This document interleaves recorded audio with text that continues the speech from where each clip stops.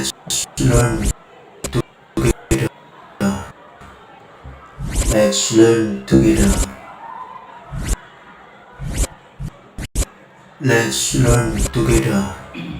Let's learn. Assalamualaikum warahmatullahi wabarakatuh. Waalaikumsalam warahmatullahi wabarakatuh. Ketemu lagi di acara podcast dari J yang ke-6 bersama saya Sri Erwin Nurisa dan saya Ganes Azara. We are dari J. Let's learn together. Sobat LT, semoga kesehatan semangat selalu ya. Sobat LT, tahu nggak kenapa aku panggil kalian Sobat LT? Kenapa tuh? Kamu mau tahu nggak? Mau. Sobat LT itu Sobat Learn Together, oke? Oke. Alhamdulillah hari ini kita kedatangan tamu spesial. Oke Sobat LT, tanpa berbasa-basi lagi, kita sambut tamu spesial kita, Bapak Cep Hidayat SPD. Assalamualaikum warahmatullahi. Terima kasih Bapak bisa hadir di studio podcast dari Cinta ini. Semoga Bapak dalam keadaan sehat walafiat dan mohon maaf, studio kami ini masih dalam perkembangan. Kepada yang terhormat Bapak Cep, kami persilahkan untuk menyampaikan materi tentang profil pelajar Pancasila Gotong Royong kepada Sobat LT. Oke, Bismillahirrahmanirrahim. Assalamualaikum warahmatullahi wabarakatuh. Waalaikumsalam warahmatullahi wabarakatuh.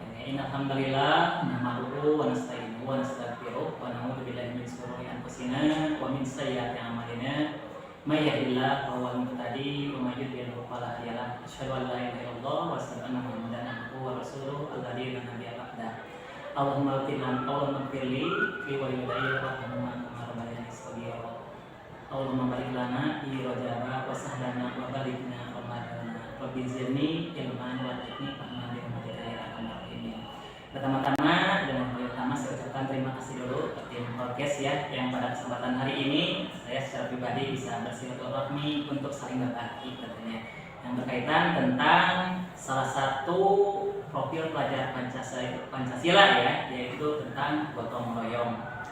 Kata gotong royong ini secara dalam kehidupan kita sehari-hari sudah familiar kata gotong royong ini. Dan penamaan lainnya gotong royong itu bisa dikatakan sebagai kerjasama ya. Selain daripada profil pelajar Pancasila tentang gotong royong ini adalah merupakan bagian dari 6 profil pelajar, salah satu dari 6 profil pelajar Pancasila yang kita tahu. Pertama tentang beriman dan bertakwa kepada Tuhan Yang Maha Esa, berkebinekaan global, gotong royong, mandiri, kreatif dan bernalar kritis tentunya. Nah ini salah satunya yaitu tentang gotong royong, dan gotong royong ini juga merupakan ciri khas dan merupakan budaya bangsa Indonesia. Pelajar Indonesia yang baik itu dia bisa bergotong royong, mempunyai karakter gotong royong atau kerjasama secara sukarelawan tanpa pamrih ya, untuk mencapai yang namanya tujuan atau tugas bersama. Jadi dapat disimpulkan kalau misalkan dijadikan sebuah definisi atau pengertian bahwa gotong royong itu hampir sama dengan kerjasama tanpa pamrih. Kerjasama itu adalah upaya atau kegiatan yang dilaksanakan oleh 2 orang atau lebih untuk tujuan bersama. Sementara kalau gotong royong kerjasama yang dilakukan secara menyeluruh atau bagian masyarakat, yang kalau konteks sekolah berarti warga masyarakat sekolah untuk mencapai yang namanya tujuan tercapainya tugas ataupun pekerjaan itu seperti itu. Nah selanjutnya ada 3 elemen kunci ya, 3 elemen kunci gotong royong itu. Yang pertama yaitu kerjasama, yang memang dalam kerjasamanya itu selalu menebarkan hal positif, yang tentunya bukan hanya hal positif saja yang ditularkan, tapi juga menebar kebahagiaan. Makanya ada ungkapan ya, ketika kita melakukan suatu kegiatan apapun, yang utama ya keikhlasan juga ya, dan juga jangan lupa bahagia. Mungkin seperti kira-kira itu yang pertama untuk elemen kunci yang pertama terkait tentang gotong royong. Yang kedua, proaktif. proaktif ya. Jadi ketika adanya kegiatan atau proaktif terus menerus proaktif tanpa melihat namanya itu membeda-bedakan atau namanya itu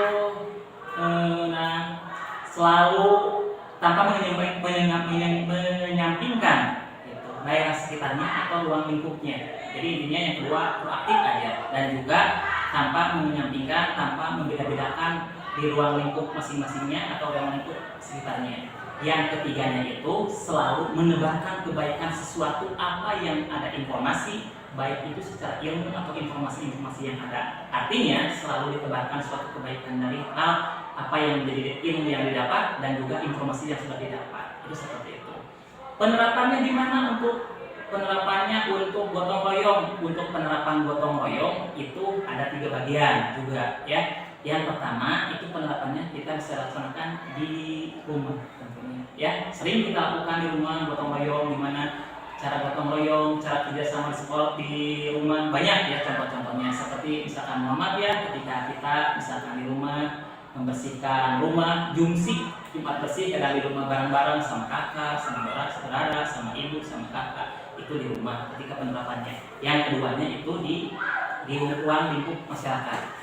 Ruang lingkup masyarakat ya contohnya seperti ya kita mengadakan jumsi juga bisa kerja bakti ya, selalu ada Pak RT biasanya, Pak Desa, Pak RT ya, selalu mangga kesalahan seluruh warga masyarakat meriji misalkan untuk kita melaksanakan kerja bakti. Nah itu merupakan salah satu kalau di ruang lingkup masyarakat. Nah juga yang terakhir yang paling pentingnya yaitu karena kita posisi berada di ruang lingkup sekolah. Nah di sini selain kita di rumah, di ruang masyarakat dan juga berada di sekolah tentunya, itu penerapannya. Nah terus selanjutnya terkait tentang gotong royong ini, aspeknya sebetulnya dalam kehidupannya banyak, bukan hanya cukup tadi dijabarkan. Memang 3 konsep dalam penempatannya. Pertama tadi di rumah, di ruang lingkup masyarakat, di sekolah. Tapi untuk gotong royong itu sendiri tidak cukup hanya dengan sosial saja, karena ada yang lain sebetulnya. Ya salah satunya yaitu pertama gotong royong atau kerjasama dalam kehidupan sosial politik, itu yang pertama.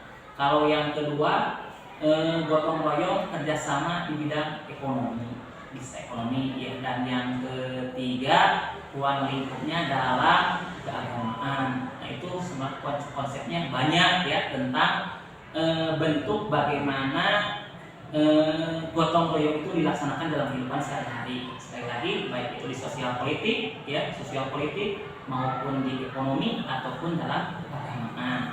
Jadi bisa disimpulkan dalam pelaksanaannya ini tentang gotong royong ini kita bisa lakukan dari sesuatu hal yang terkecil. Ada konsep rumusan dalam pelaksanaannya ini ya, dalam pelaksanaan gotong royong ini dengan 3M itu ya, 3M. M yang pertama mulai dari diri sendiri tentunya ya. Ada ungkapan dalam agama itu ibda'u binafsi, mulai pada diri kita sendiri. Ketika gotong royong itu dimulai, ketika dilaksanakan, maka jangan menuntut orang lain, mulai dari diri sendiri. Jadi mulai dari diri sendiri, dari ibda'u binafsi. Hal yang kedua, selain dari mulai dari diri sendiri, mulai dari hal yang terkecil. Ya, sesuatu kita jangan muluk-muluk ketika dalam pelaksanaan gotong royong itu ya, bikin bisa nih, bikin kita kerja bakti, bikin apa, bikin gunung gede supaya bersih gitu ya. Gak mungkin juga ya, yang rasional saja, yang ya selain daripada mulai dari diri sendiri, mulai dari hal yang terkecil dan mulai dari sekarang. Sesuatu hal yang baik kita terapkan dimanapun. Ada ungkapan fastabiqul khairat, berlomba-lomba dalam kebaikan. Ini gotong royong ini merupakan suatu kebaikan. Selain daripada merupakan ciri khas dan budaya, ini juga ada nilai agama di dalamnya. Itu seperti itu. Jadi bisa disimpulkan untuk keberagaman untuk masalah tentang gotong royong ini kita terapkan bukan hanya di sosial saja, tapi politik juga ada, juga yang di ekonomi dan juga ada yang di apa sebelah kita diri sendiri. Nah selanjutnya terakhir, kenapa sih kita harus melaksanakan gotong royong ini? Nah kita ketahui bahwasanya gotong royong ini sangat penting dan perlu kita lakukan karena yang pertama itu untuk bahwa manusia itu memerlukan bantuan orang lain. Jadi ya, sebab ada yang mengatakan bahwa manusia itu dikatakan sebagai makhluk individu dan makhluk sosial. Kalau makhluk individu itu makhluk yang memang berdiri sendiri ya, tapi ingat juga kita juga sebagai makhluk sosial ya, artinya butuh ketergantungan orang lain. Itu yang pertama. Yang keduanya, manusia itu dapat hidup wajar apabila bersama-sama dengan manusia lainnya. Nah ini perlu kita ketahui bahwasanya dengan gotong royong itu pentingnya kita untuk melakukan hal itu. Jadi sebagai pertama sebagai makhluk sosial dan juga sebagai yang keduanya itu sebagai manusia supaya hidup bisa wajar. Nah, dari pelaksanaannya tentang gotong royong ini kita mulai dari hal yang terkecil. Tadi diungkapkan ya, mulai dari sendiri, mulai dari yang terkecil dan mulai dari sekarang. Pelaksanaannya itu mulai dari hal yang kecil dan yang paling sederhana, ya, sederhana. Terus kemungkinan setelah lanjutnya itu menjadi suatu kebiasaan menjadi habit kita. Selanjutnya itu bisa menjadi suatu yang namanya pembudayaan pelajaran sepanjang hayat. Mungkin itu saya kira ada yang sampaikan. Terima kasih. Ya. Sangat menarik sekali ya pemaparan Bapak yang telah disampaikan. Untuk lebih jelas lagi, izinkan kami untuk bertanya beberapa hal yang telah Bapak sampaikan. Yang pertama, mengapa gotong royong sangat penting dimiliki oleh rakyat? Oke, terima kasih ya pertanyaannya ya. Ini luar biasa ya. Kenapa pembelajaran terkait tentang profil pelajar Pancasila gotong royong itu sangat penting ya? Nah, terutama kita sebagai seorang pelajar. Tadi sudah diungkapkan ya di awal tadi bahwasanya pentingnya gotong royong itu ada 2 poin yang paling pentingnya ya tadi. Kita sebagai manusia sebagai makhluk individu dan makhluk sosial. Yang kedua garis berasnya sebagai makhluk sosial. Artinya kan ketika gotong royong itu kan dilakukan bukan hanya 1 orang, 2 sampai lebih tentunya. Betul enggak? Ya, dilakukan 2 sampai 2 orang lebih. Nah, secara demikian berarti manusia itu perlu masih berbuat orang lain. Contoh hal yang terkecil bahwa manusia itu sebagai makhluk sosial ya. Orang yang baru lahir saja. Ini yang baru lahir ya. Yang baru lahir ya, bayi yang baru lahir itu tidak otomatis sendiri lahir begitu saja ke dunia kan. Perlu bantuannya orang lain. Adanya kerjasama antara ibu melahirkan sama bidan atau sama dokter dan juga sama orang tua bapaknya yang dia calon bapaknya. Jadi ada kebersamaan. Artinya sekali lagi itu pentingnya itu karena manusia itu sebagai makhluk sosial. 2, supaya manusia itu hidup secara wajar. Karena tidak mungkin manusia kita hidup sendirian di dunia sendiri, mau nggak kira-kira? Mungkin ya. Jadi perlu bantuan orang lain, juga perlu hidup wajar dengan warga negara yang lainnya yang namanya saling berbantu. Terus kira-kira untuk pentingnya. Ya, juga. Terima kasih sudah menjawab. Menarik sekali ya jawabannya. Lanjut ke pertanyaan kedua. Bagaimana profil pelajar Pancasila gotong royong bisa ditanamkan dalam diri pelajar? Jadi penanamannya gimana? Cara penanamannya memang ini kita bisa dilaksanakan dalam kehidupan sehari-hari ketika kita di kelas dalam penanamannya itu ada tadi sudah disampaikan ada 3 poin ya penanamannya. Bisa yang paling utama dan yang utama sebetulnya tanpa disadari oleh kita tentang gotong royong ini sebetulnya pembelajaran pertama itu berada di rumah. Makanya penerapannya itu yang pertama kita di rumah yang harus dilakukan oleh kita. Yang kedua kita selain di rumah nanti di ruang untuk masyarakat dan bagian ya di sekolah. Ya. Terima kasih jawabannya. Lanjut ke nomor 3, bagaimana menghadapi rekan atau teman kita yang tidak suka gotong royong? Nah, inilah tantangan kita ya. Gotong royong ketika kita diajak kerjasama, diajak gotong royong ketika di kelas, yuk kita bakti, kita jumsi di kelas. Sekarang ada yang kerja, ada yang males, ada yang seperti itu kan ya. Nah, ini memang perlu kesabaran kita sebagai ketika kita mengingatkan dan kita jangan bosan-bosan ya ketika sesuatu yang baik ya. Terus karena ada ungkapannya dalam suatu keterangan dalam agama kita ya, wakawa sobi itu selain menunjukkan kebaikan dan apalagi gotong royong ini adalah suatu kebaikan. Intinya kita jangan bosan-bosan saja ya untuk menyampaikan tentang penyebaran kebaikan. Ada ungkapan fastabiqul khairat dan lomba-lomba kita dalam kebaikan. Nah, seperti itu ya. Ya, mangga. Contoh kegiatan sekolah seperti apa yang bisa menunjukkan gotong royong?